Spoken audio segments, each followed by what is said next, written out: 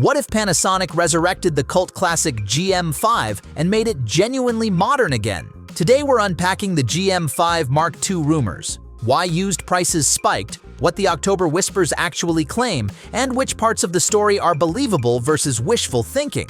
Stick around because the IBIS and stacked sensor talk near the end is the bit that would change everything for street shooters and travel creators, or break engineering budgets entirely.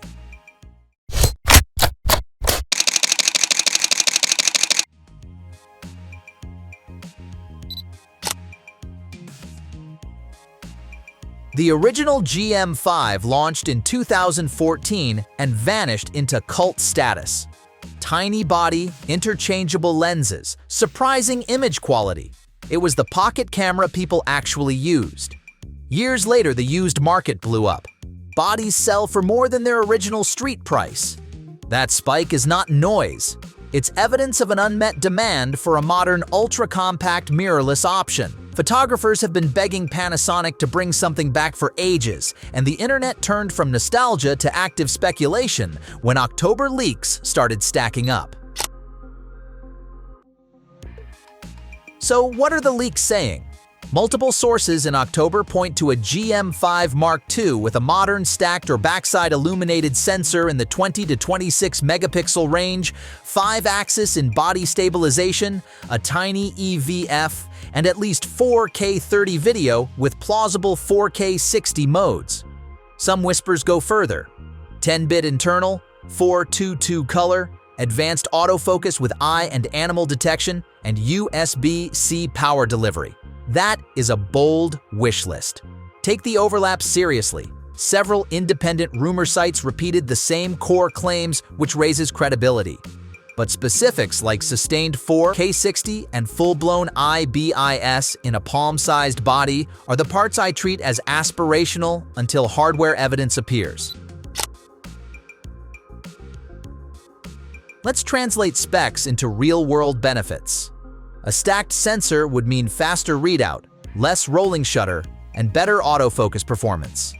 IBIS would let you shoot handheld at dusk without hauling a tripod, which is massive for street and travel photography. A tiny EVF restores confidence when using fast manual lenses. USB-C PD and smarter heat management would make longer video recording realistic. Even if Panasonic lands only a subset, a modern 20-megapixel sensor, phase detect autofocus, and hybrid stabilization, the camera would still punch well above its size class.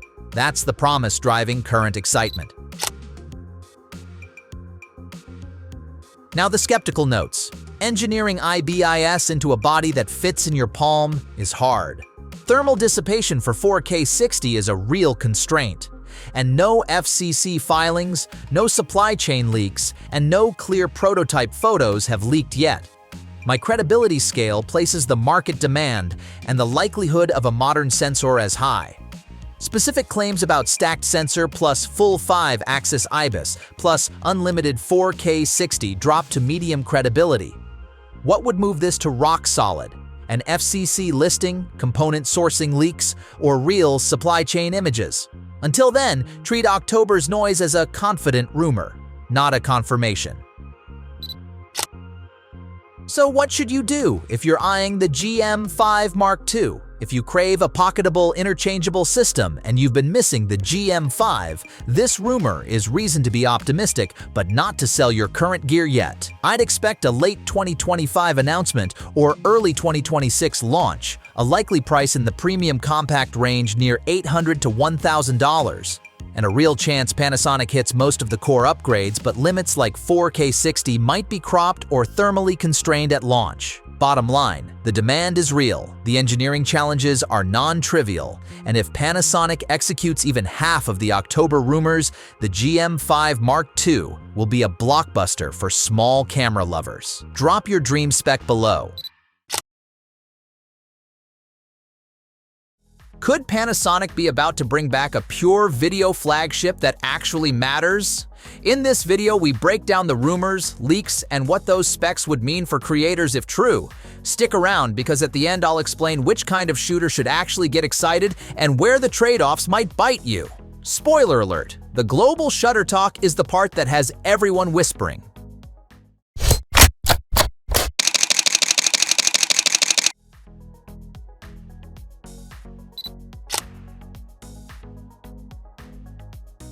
Remember how the original S1H reshaped Panasonic's identity back in 2019 by being a video-first workhorse with Netflix certification? That camera signaled Panasonic could build serious tools for filmmakers. Fast forward to 2025, and with hybrid S1 Mark II and S1 Mark II-E models on the roster, many assumed the pure video line was retired. These leaks suggest otherwise. A dedicated video flagship would be Panasonic saying they still care about filmmakers above megapixel wars. That positioning alone would be a win for anyone shooting long-form or cinematic projects.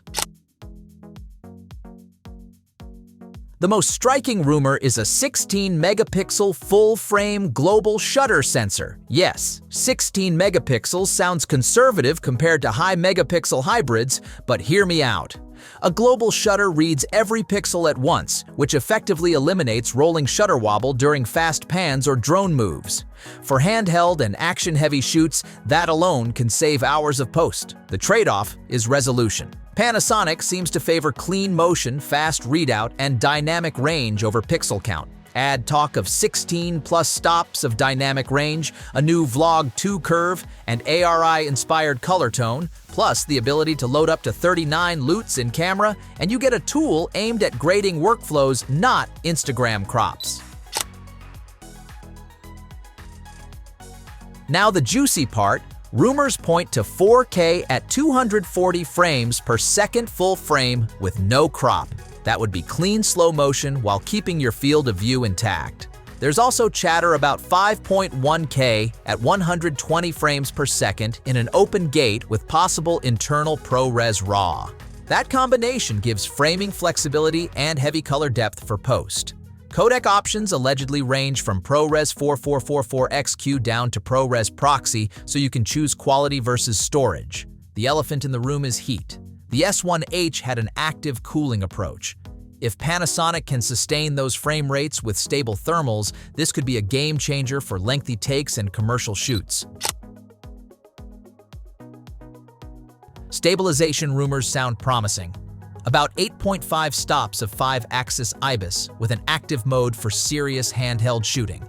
That plus a fan sealed for dust resistance could let you ditch the gimbal more often.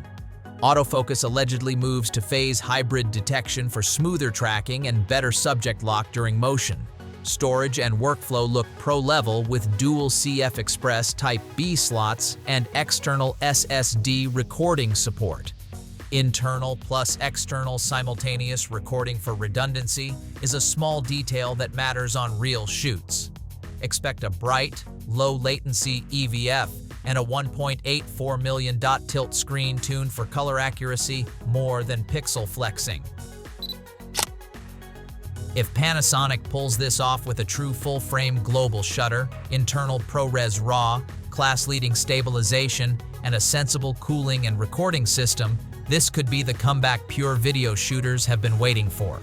It will not be the camera for pixel-obsessed photographers or people who want huge stills, but for filmmakers, documentarians, and solo creators who need reliable motion and color, it could be a creative power tool. Which part of the rumor excites you most? The global shutter, the slow motion, or that ARI-inspired color? Drop your thoughts in the comments because I want to know.